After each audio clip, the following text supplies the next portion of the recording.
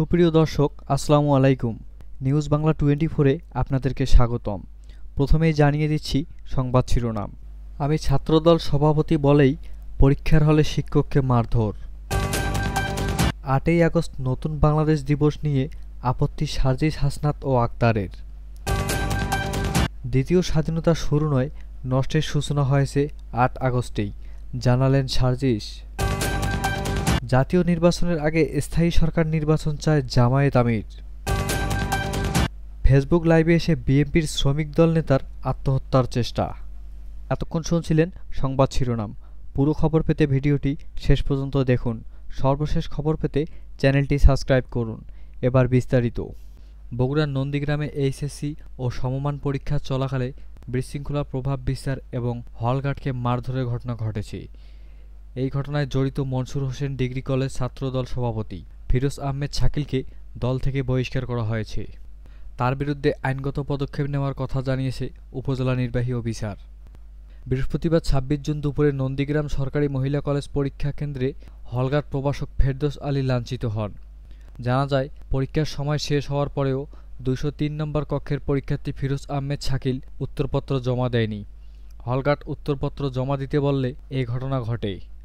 উচ্চস্বরে নিজেকে কলেজ ছাত্রদল সভাপতি পরিচয় দিয়ে হলগার্ডকে মারধর করেন এবং কেন্দ্রের বাইরে গেলে হামলা করা হবে বলেও হুমকি দেন শাকিল। বিষয়টি জানাজানি হলে এদিন জেলা ছাত্রদলের দপ্তর সম্পাদক সোহান ইসলাম স্বাক্ষরিত বিজ্ঞপ্তিতে সাংগঠনিক শৃঙ্খলা ভঙ্গের কারণে নন্দীগ্রাম উপজেলা শাখার অধীনস্থ মনসুর হোসেন ডিগ্রি কলেজ ছাত্রদলের সভাপতি ফিরোজ আহমেদ শাকিলকে সাংগঠনিক পদ থেকে বহিষ্কার করা হয়। বগুড়া জেলা ছাত্রদলের সভাপতি হাবিবুর রশিদ সন্ধান ও সাধারণ সম্পাদক এম.আর. হাসান পলাশ দলীয় সিদ্ধান্তে এই আদেশ অনুমোদন করেন। এ বিষয়ে উপজেলা নির্বাহী কর্মকর্তা লায়লা আঞ্জুমান বানু জানান, পরীক্ষার কেন্দ্রে বিশৃঙ্খলা ও হলগার্ডকে লাঞ্ছিত করার বিষয়ে পদক্ষেপ নেওয়া হয়েছে। সরজমিনে কেন্দ্রে গিয়ে কলেজ কর্তৃপক্ষের সঙ্গে কথা বলে ব্যবস্থা নেওয়া হবে। অধ্যাপক মোহাম্মদ ইউনূসের নেতৃত্বে অন্তর্বর্তী সরকার গঠনের দিন ৮ আগস্টকে নতুন বাংলাদেশ দিবস ঘোষণা নিয়ে আপত্তি জানিয়েছে জাতীয় নাগরিক পার্টির এনসিপির শীর্ষস্থানীয় ৩ নেতা সার্জিস আলম, হাসনাত আবদুল্লাহ ও আক্তার হোসেন। আজ বৃহস্পতিবার বিকেলে ফেসবুকে এক পোস্টে এনসিপির দক্ষিণাঞ্চলের মুখ্য সংগঠক হাসনাত আবদুল্লাহ লেখেন, নতুন বাংলাদেশের জন্ম হয়েছে ৫ আগস্ট, ৮ আগস্ট না।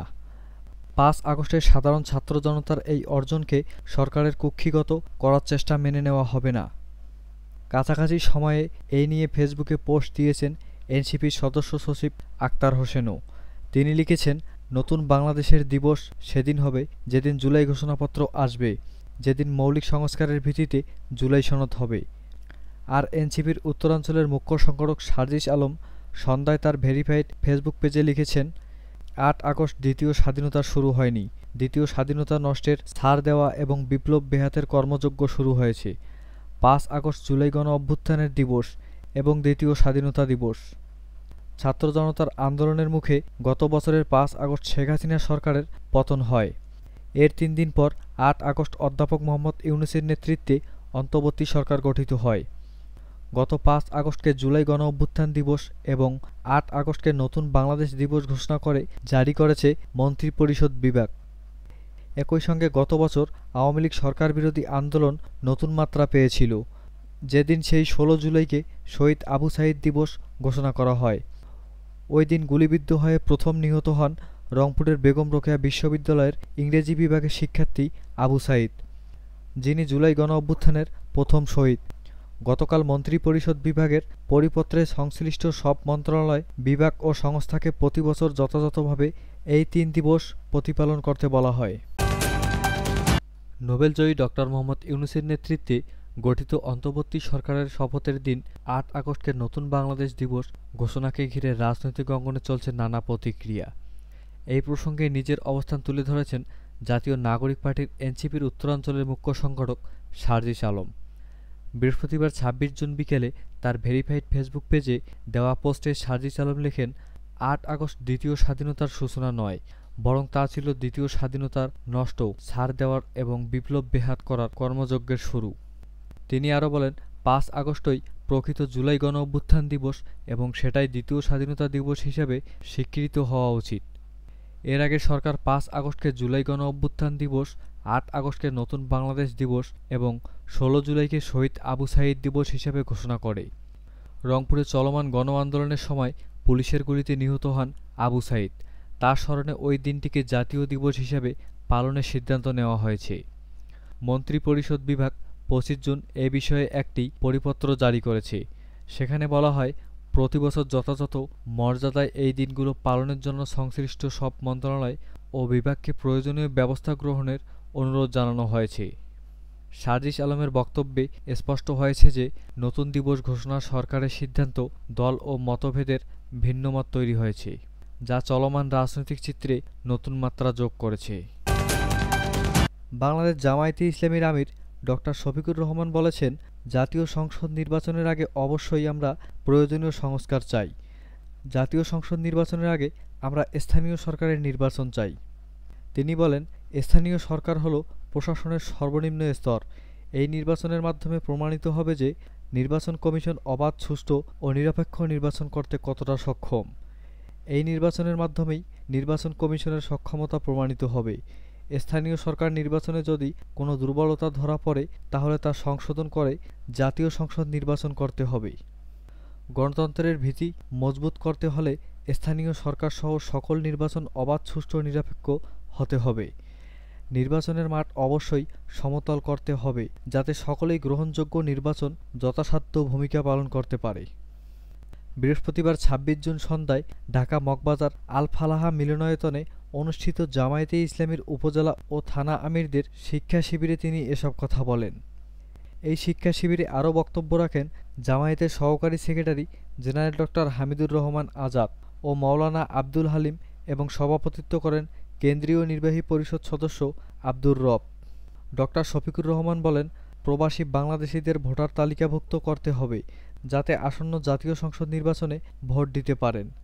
তারা আমাদের গৌরব, তারা দেশের অর্থনীতিকে মজবুত করছেন, তাদের অধিকারকে অবশ্যই গুরুত্ব দিতে হবে। তিনি বলেন, আল্লাহর অশেষ রহমতে জামায়াত নেতা এটিএম আজহারুল ইসলাম আদালতের নির্দোষ প্রমাণিত হয়ে বেকসুর খালাস পেয়েছেন। আদালতের রায়ের মাধ্যমে আমরা আমাদের নিবন্ধন ও নির্বাচনী প্রতীক দাঁড়িপাল্লা ফিরে পেয়েছি। এই জন্য আমরা আল্লাহর কাছে শুকরিয়া আদায় করছি।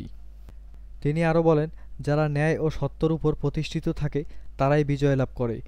ন্যায়ের উপর প্রতিষ্ঠিত থাকার কারণেই আমরা বিজয় অর্জন করতে সক্ষম হয়েছি।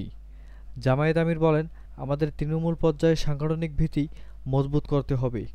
জনগণের সাথে মিলেমিশে তাদের সমস্যা সমাধানের মাধ্যমে তাদের আস্থা অর্জন করে জামায়াতের গণভীতি মজবুত করতে হবে। আগামী নির্বাচনে বিজয়ের ব্যাপারে আমরা আশাবাদী। আমরা আগামী জাতীয় সংসদ নির্বাচনে ৩০০ আসনেই প্রার্থী প্রাথমিক সিলেকশন দিয়েছি এবং প্রস্তুতি নিচ্ছি।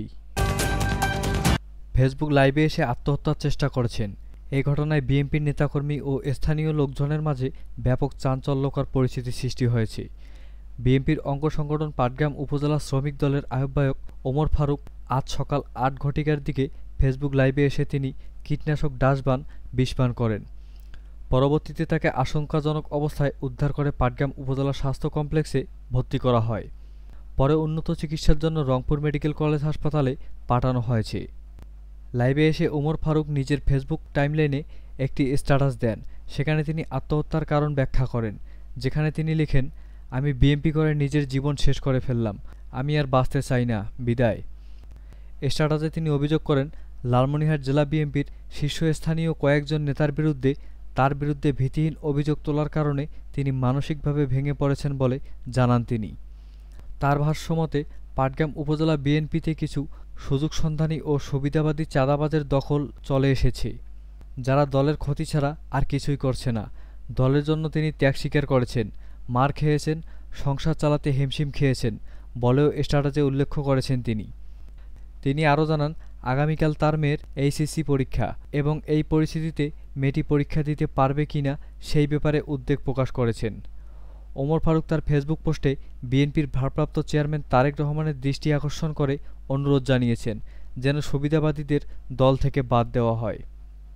এ বিষয়ে পাটগ্রাম উপজেলা বিএনপির সভাপতি আলহাজ শফিকুর রহমান ও সাধারণ সম্পাদক অলিউর রহমান সোহেল কোনো মন্তব্য না করলেও নাম প্রকাশ না করার সত্ত্বে একজন বিএনপির নেতা জানান, নতুন ইউনো এর সাথে বিএনপি ও নেতাকর্মীদের সৌজন্য সাক্ষাতের সময় তাকে নিয়ে যাওয়ায় বিএনপির উপজেলার কয়েকজন নেতাকে ওমর ফারুক গালাগাল করে। বিষয়টি সিনিয়র নেতাকর্মী জেনে তার বিরুদ্ধে সাংগঠনিক ব্যবস্থা গ্রহণ করা হবে বলে জানানো হলে তিনি ক্ষোভে আত্মহত্যার চেষ্টা করেছেন বলে জানান তিনি। এ বিষয়ে বিএনপির কেন্দ্রীয় কার্যনির্বাহী কমিটির সদস্য ও পাটগ্রাম হাতীবান্ধা আসনের বিএনপির সংসদ সদস্য প্রার্থী ব্যারিস্টার হাসান রাজীব প্রধান জানান, ওমর ফারুকের বিরুদ্ধে দলীয় শৃঙ্খলা ভঙ্গ করার কারণে সাংগঠনিক ব্যবস্থার গ্রহণ প্রতিক্রিয়া চলছিল। এমন খবর পেয়ে তিনি আবেগপ্রবণ হয়ে এই ঘটনা ঘটাতে পারে বলে ধারণা করা হচ্ছে।